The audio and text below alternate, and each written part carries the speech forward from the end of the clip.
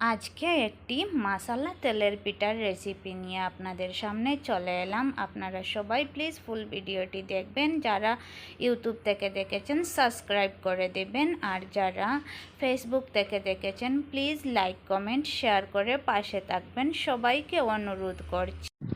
ভিডিওটি মনোযোগ সহকারে একটি লাইক দিয়ে দেখা স্টার্ট করবেন।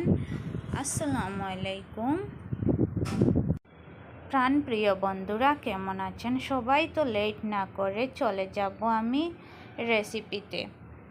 তো এখানে একটা আমি পাত্র নিয়েছি, পাত্রতে আমি মেপে আমি প্রায় 4 থেকে 5 চামচের মতো ময়দা নিয়েছি।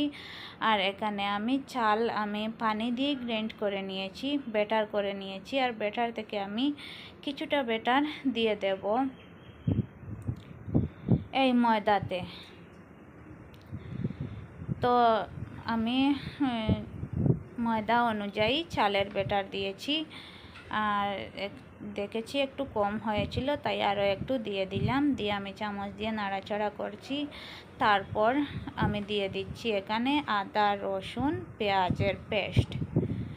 তো আদা রসুন পেঁয়াজ আর আমি সাথে তেজপাতাও কিন্তু পেস্ট করেছিলাম, সেগুলোকে দিয়ে দিয়েছি।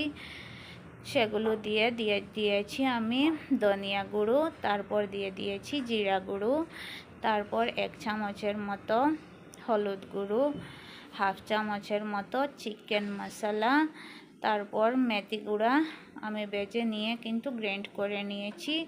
সব কিছুই পরিমাণ মতো দিয়েছি। তারপর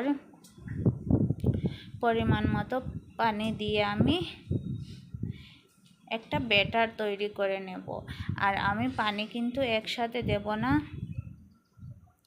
একটু একটু করে যতটুকু প্রয়োজন ততটুকুই পানি দেব। আর হাত দিয়ে সুন্দর করে মেখে আমি একটা ব্যাটার তৈরি করে নেব। বেশি পাতলাও না, বেশি গাঢ়ও না, একদম মিডিয়াম একটা ব্যাটার তৈরি করে নিয়েছি। এই তো আমি একটু দেখিয়ে দিলাম আপনাদেরকে। তারপর দিয়ে দিলাম স্বাদ মতো লবণ দিয়ে আরও একটু নাড়াচাড়া করে তারপর আমি কিছুটা কালো জিরা দিয়ে দিয়েছি। কালো জিরা দিয়ে আরও একটু নাড়াচাড়া করে আমি রেস্টে রেখে দিয়েছিলাম প্রায় 10 থেকে 15 মিনিটের মতো। তারপর আমি চুলাতে একটা কড়াই বসিয়ে দিয়েছিলাম, আগে থেকেই তেল গরম হয়ে আসছে। এখন আমি একটা কাপে কিছুটা ব্যাটার নিয়ে আমি একটা করে পিঠাগুলো ভাজা করে নেব। এই তো পিঠা দিতেই কিন্তু ফুলে উঠেছে। আর যেহেতু মশলা পিঠা, তো সেহেতু বেশি ফুলবে না, একটু তো ফুলবে।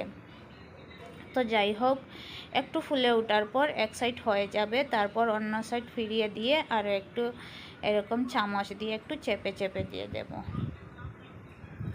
তো এরকম করে আমি সবগুলো পিঠা বেজে নেব।